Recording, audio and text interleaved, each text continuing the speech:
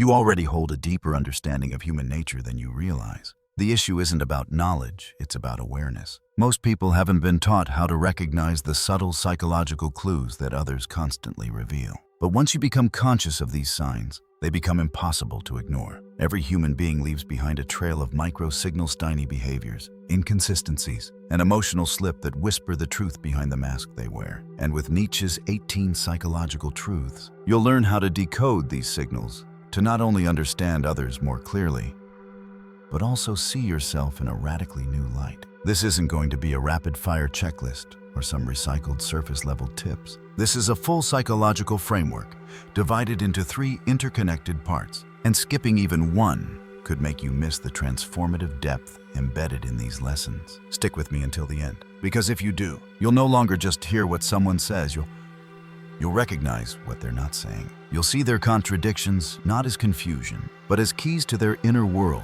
As children, we're conditioned to believe in the honesty of words. We're taught to trust what people tell us. After all, language is how we connect. But Nietzsche issued a strong warning: don't trust words blindly. Most people don't speak from truth.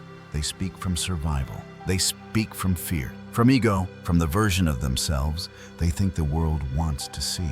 What you often encounter is not the person, it's their armor. The kind individual might not be acting from kindness at all. They could be driven by a fear of being unloved.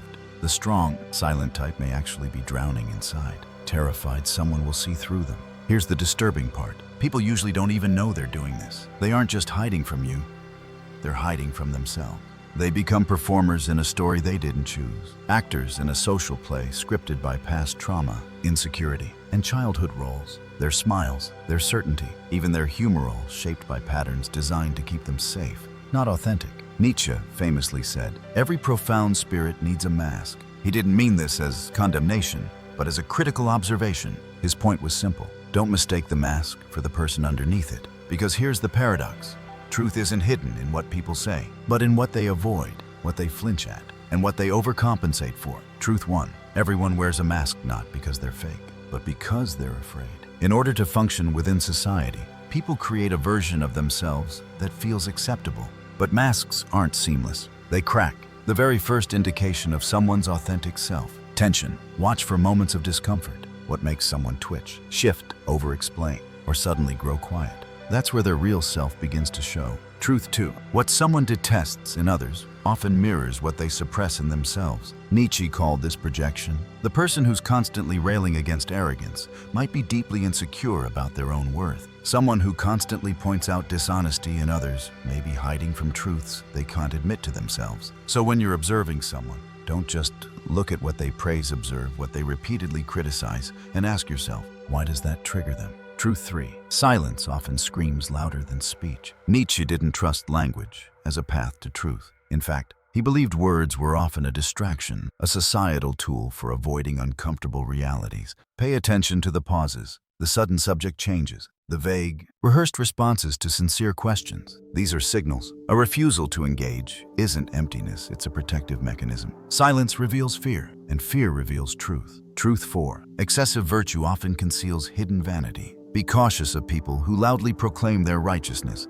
those who constantly correct others, who moralize at every opportunity. Nietzsche saw this behavior not as a sign of true morality, but as the will to power in disguise. It's not about being good, it's about being superior. The louder someone insists on their purity, the more likely it is that they're hiding something behind it. True goodness doesn't demand attention or validation. It simply exists. So when someone makes a show of being virtuous, ask yourself what they might be trying to distract you from. Truth 5. People don't lie to others first, they lie to themselves. This is a crucial insight into human psychology. When someone tells you, "I'm fine, I don't care anymore," or "I've moved on," they're not necessarily lying to deceive you. Most likely, they've repeated that narrative so many times that they actually believe it. Nietzsche saw self-deception not as a moral failure, but as a defense mechanism. It's a survival strategy, a way to keep functioning in a world that feels too painful or chaotic. So when a person's story doesn't quite make sense, don't immediately assume malice. More often than not,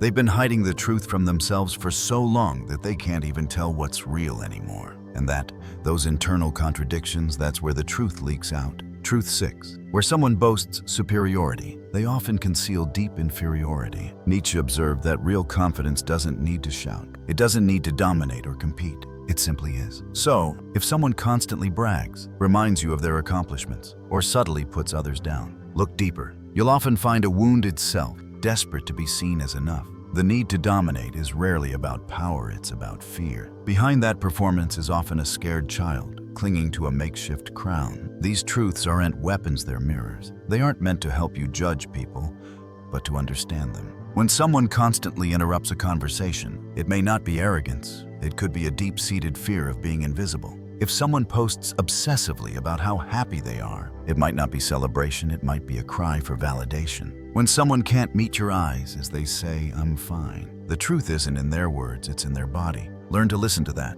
Nietzsche didn't want us to uncover people's masks just to manipulate or outsmart them. His real mission was to foster connection, to see people clearly. So we stop being fooled by their performances and start relating to their reality. Once you understand these truths, a strange thing begins to happen. You stop hating people who behave poorly. You stop resenting those who push your buttons, because now you see them not just their behavior, but their fear, their pain, and their mask. If you've ever looked at someone and felt like you were only scratching the surface, like there was so much more they weren't saying, this is your key. These moments of awkwardness, hesitation, or overcompensation are not random. They're cracks in the armor, and the more you learn to observe, the more these cracks become clear messages. You'll begin to understand that people aren't hard to read. They're just afraid of being truly seen. By now, the pattern should be forming in your mind. The person who seems too nice, too confident, too controlled, there's almost always something deeper underneath. Nietzsche didn't just show us how to observe others. He taught us to see the pain behind the act. And when you do, something changes, not just in how you view others, but in how you begin to see yourself. Truth 7. Most behaviors are not driven by desire, they're driven by fear. Ask yourself, why does someone over-explain every little thing? Why does another person always dominate conversations, while someone else quietly vanishes into the background? Why do people say yes when they obviously want to say no? The answer is often fear of rejection, of being judged, of losing love or status. Nietzsche believed that beneath nearly every action lies a silent dread. People rarely act out of pure intent. More often, they act to avoid pain. If you want to understand someone's behavior, stop asking what they want instead. Ask what they're afraid to lose. That's where the real story begins. Truth 8. Excessive criticism is self-directed projection. You've likely met someone who always tears others down, who mocks others' emotions, intelligence, or choices. Nietzsche pointed out that this is rarely about the person being criticized. It's usually a mirror turned inward. The man who mocks others for being emotional is likely terrified of facing his own buried feelings. The woman who ridicules someone's appearance might be at war with her own reflection. These criticisms are not random. They are projections of the critic's inner conflict. Listen closely, and you'll discover that their harshest words are often confessions in disguise. Truth 9. False confidence is often just guilt in costume. There's a kind of person who seems perfectly composed, always always in control, never rattled. But look a little closer, and you'll spot the tension in their jaw, the over-preparation, the defensiveness when questioned. Nietzsche noticed this in leaders, public figures, even philosophers, people who exude certainty as a way to conceal the guilt or shame they're hiding beneath the surface. Maybe they regret something. Maybe they're trying to silence an older, less perfect version of themselves. Real peace doesn't perform, it simply exists. So when someone seems overly confident, don't be intimidated, be curious. Truth 10. Exaggeration is a dead giveaway. This one is subtle, but once you learn it, you'll see it everywhere. The person who loudly declares, "I don't care what anyone thinks of me," almost always cares deeply. The one who claims, "I'm always happy," probably isn't. Nietzsche believed that extremes are not strength. They are symptoms of imbalance. When someone makes sweeping, exaggerated claim, it's often their ego trying to drown out the quieter, more uncomfortable truth inside. So don't get distracted by the volume. Ask what they're trying so hard not to feel. Truth 11. The desire for control often masks inner chaos. Have you ever met someone who needs everything just so, who micromanages every detail, fears change, and dominates every room? Nietzsche saw this kind of obsessive control not as power, but as panic. When someone's inner world feels unstable, they try to create stability in the outer world. But it's a performance. The stricter their rules, the more fragile their core. True strength can handle uncertainty. True self-trust doesn't require control, it welcomes flow. So when you encounter someone who seems desperate to control everything, remember, They're not strong. They're afraid of what happens if they let go. Truth 12. Loud performance is often a sign of inner emptiness. Nietzsche found this insight haunting, and it's more relevant today than ever. In the age of curated Instagram feeds and constant updates, we're surrounded by performance. But as Nietzsche observed, those who perform the most are often those who feel the most unseen. They're not trying to impress you, they're trying to convince themselves they matter. When someone constantly seeks attention, it's not necessarily because they're full of confidence. More often, it's because they're running from a quiet, aching void. So instead of judging them, ask what they're trying to prove and to whom. Each of these truths peels back another layer of human behavior. Together, they help you step into a room and see not just faces, but stories, not just conversation, but confessions. The more you observe, the more you recognize that people aren't shallow or deceitful. They're just scared. Scared to be known, scared to be judged, and especially scared to be rejected. As these truths begin to settle in, you may notice something transformative. The world starts to look different. You begin walking into conversations and hearing beneath the surface, the tone of voice, the speed of a reply. Even the way someone shifts in their seat, none of it is meaningless anymore. You're not reading minds. You're reading the mask. And as Nietzsche emphasized, the mask always leaks. Truth 13. People don't speak from logic, they speak from pain. This insight is both challenging and liberating. It's easy to assume that someone arguing with you is being rational, that they believe their points because they've thought them through. But more often, their logic is a fortress built around an emotional wound. A person who says love is a lie might not be speaking from philosophy. They might be speaking from heartbreak. Nietzsche taught that people justify their beliefs through reason, but those beliefs are born from hurt. So when you hear someone speak with intensity or cynicism, don't just ask what they believe. Ask what they're afraid to experience again. Truth 14. How someone responds to weakness shows their real strength. If you want to truly see someone's character, don't observe how they treat people in power, how they treat someone who can offer them nothing. Nietzsche saw restraint as a mark of true power. The person who can witness vulnerability without mockery, who can be kind to someone struggling, who can forgive what they could have punished. That is someone who has already won their inner battles. In contrast, someone who mocks others, weakness, or punishes mistakes is often still haunted by their own. Their intolerance isn't power, it's pain in disguise. Truth 15. The fear of being forgotten fuels the need for attention. We've all encountered people who need to be seen, who dominate conversations, overshare online, or constantly seek approval. While this can come off as egotism, Nietzsche taught us to look deeper. That need for attention usually stems from an older, more primal fear, the fear of being invisible, of living and dying unnoticed. This fear often comes from childhood, when someone felt emotionally neglected or unheard. As adults, they create noise, not for glory, but to drown out that silence. What looks like vanity may actually be a silent scream. Do I matter to anyone? Truth 16. The person they attack is often the person they envy. This is one of Nietzsche's most difficult truths, because it requires confronting something we all do. Criticism is often easier than admiration. When someone mocks success, dismisses confidence, or tears down someone living freely, it's not always hate. Sometimes it's longing. It's the pain of witnessing someone embody a part of us we've disowned or buried. We destroy what we secretly desire, but feel we can't become. Recognizing this can help you become immune to petty hate, and more importantly, compassionate toward your own envy. Envy doesn't make you a bad person. It makes you human, and if you listen closely, it can point to the parts of yourself you've abandoned. All these behaviors, reactions, and judgments, every single one, are rooted in deeper psychological and emotional scripts. Nietzsche didn't reveal these to judge people. He revealed them to illuminate. Once you see through someone's defenses, their flaws become less threatening. Their manipulation, their bragging, their coldness. It all becomes evidence not of cruelty, but of survival. The goal isn't to gain leverage over others. The goal is to gain understanding. Understanding leads to grace. When you realize that every boast hides a fear, every attack hides a wound, and every silence hides a storm, you no longer feel compelled to fight back or take things personally. You become grounded, perceptive, and shakable. Now that you've begun to recognize the behaviors for what they truly are, protective patterns, emotional defenses, unspoken stories, you're ready to confront perhaps the most uncomfortable truth Nietzsche revealed. Truth 17. People don't act out their beliefs.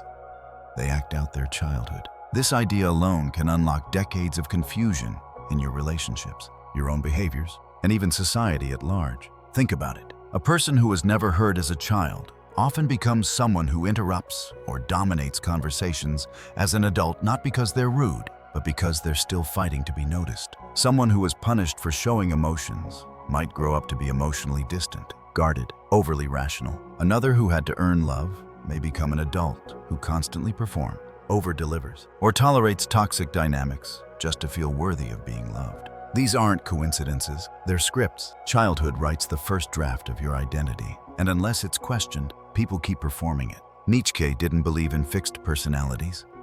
He believed in repeated roles. So when you're trying to read someone, ask, who did they have to become to survive their childhood? That question alone can rewrite your entire understanding of a person. It also rewrites how you see yourself, your beliefs, your fears, your reflexes. They likely started long before you had the words to explain them. And unless you look at them with clarity and compassion, you'll spend your adult life reenacting wounds instead of healing them. Truth 18. People confess through patterns if you know how to listen. This final truth changes everything. Most people won't tell you what hurt them. They won't articulate their core fear, but they'll show it again and again. The person who ghosts when things get emotionally close is revealing a fear of abandonment or intimacy. The one who stays chronically busy might be fleeing the discomfort of stillness, which could force them to face their inner emptiness. The flirt who never connects deeply may not be shallow.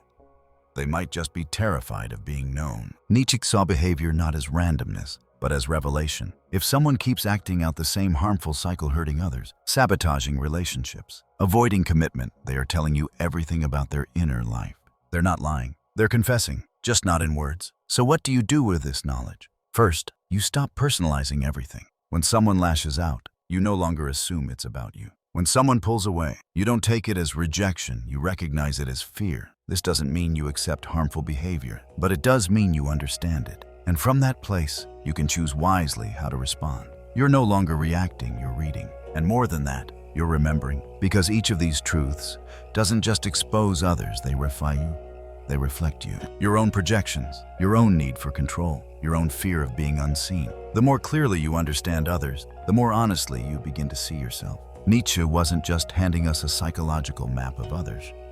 He was handing us a mirror. Every truth is double-edged. The same way you learn to spot someone's mask, you begin to question your own, and that's where transformation begins. By now, something in you has likely shifted. You no longer see people as collections of quirks or moods, but as deeply layered beings performing the scripts written long before they had the power to choose. You see the way pain echoes through behavior. You recognize that most people are not evil or manipulative. They're just scared, confused, or lost inside their own unresolved history. And now that you've walked through Nietzsche's 18 psychological truths, the world doesn't look the same anymore. Because you've learned how to observe the mask, and more importantly, how to see when and why it slips. Let's take a moment to put it all together. The overly polite person who always agrees with everyone. They may not be agreeable at all.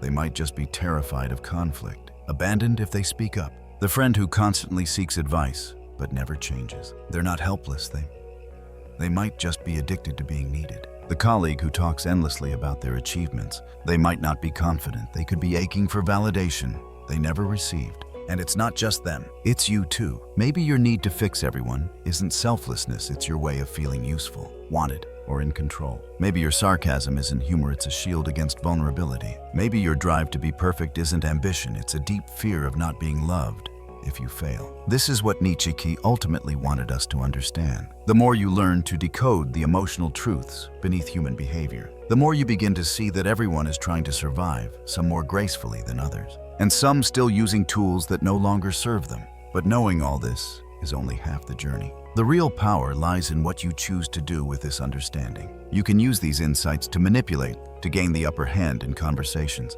to win arguments. But Nietzsche would say, you've missed the point. The real point is compassion, empathy, to hold people gently in your awareness, even when they're being difficult, cold, or arrogant, because now you know what it means. Now you know what's behind the act. You've acquired a kind of superpower emotional X-ray vision. You don't just see behavior, you see the belief behind it, the pain it protects, the pattern it repeats. This power makes you less reactive, more curious, less judgmental, more compassionate, and most of all, more honest with others and yourself. So as you go back out into the world, carry this with you. Every smile, every sentence, every silence is layered Listen with your eyes, watch with your intuition. Speak not just to reply, but to reflect. When someone shows you who they are, look closer, because what they're really showing you is who they're afraid to be. This is the gift of these 18 truths, not just the ability to read people, but the ability to respond with wisdom, with grace, and with strength that doesn't need to dominate to feel secure. At this point,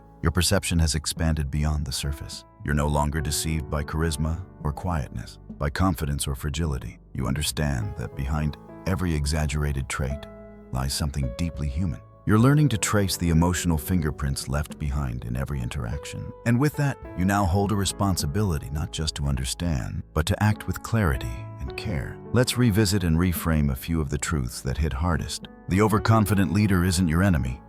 There's someone wrestling with guilt, doubt, or the shame of past failures. The person always laughing too loudly. That laughter might be their armor. The friend who keeps dating the same toxic type. They're not weak, they're replaying an old wound they haven't yet faced. You now see patterns where others only see problems. You recognize the projection, the avoidance, the craving for attention, not as flaws, but as unspoken stories. Every behavior says, "This is where I hurt," even if the person showing it doesn't know how to say the words. But perhaps the most important insight is this: you do the same. Maybe you've realized how much of your own identity is a mask, how often you've adjusted yourself to be accepted, how many times you've downplayed your needs out of fear of rejection. Maybe you recognize your own projections, the things you criticize in others, because you haven't made peace with them in yourself. This is where Nietzsche teachings become transformative. They stop being just a lens on others and become a roadmap to your own freedom. Because once you see these truths in others, it becomes nearly impossible not to turn that mirror inward.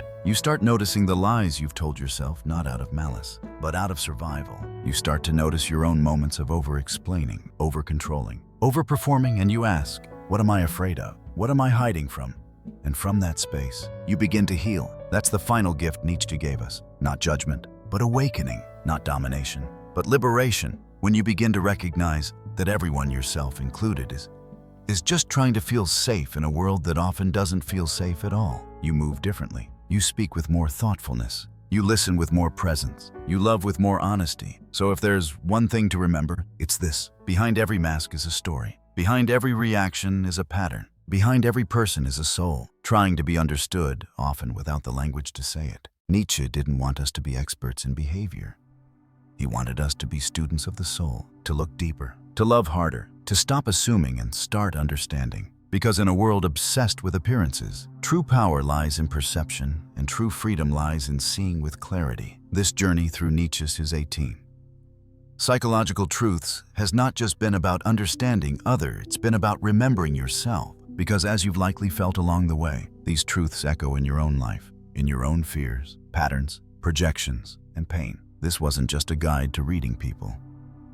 It was a mirror to help you see your own mask and eventually take it off. So, what do you do now? You begin by showing up differently. You pause before judging. You ask what's behind someone's anger instead of reacting to it. You recognize that the one who lashes out may be hurting more than you know. The one who stays quiet may be carrying a story that silenced them long ago. The person who craves praise might be running on an empty tank of self-worth. And the person you once disliked, you may now see them as someone in need of understanding, not approval, not permission, just understanding. And for yourself, start asking better questions. Not why am I like this, but where did I learn this? Not why do I always mess up, but what am I trying to protect? These questions lead to awareness, and awareness leads to freedom. Nietzsche wasn't just inviting us to see, he was calling us to awaken, to rise above the autopilot roles we inherited, to unlearn the fear-based behaviors we normalized, and to step into a life that isn't dictated by old wounds. He wanted us to stop performing and start living authentically,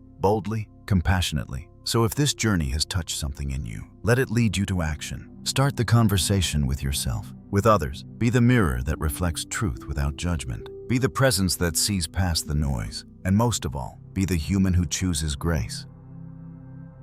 Because you know what it feels like to wear the mask too. And if these insights helped you see people and yourself more clearly, don't keep them to yourself. Like, share, and subscribe to our channel. Help spread these ideas in a world that desperately needs more compassion and less performance. This is just the beginning of a deeper, more honest way of living.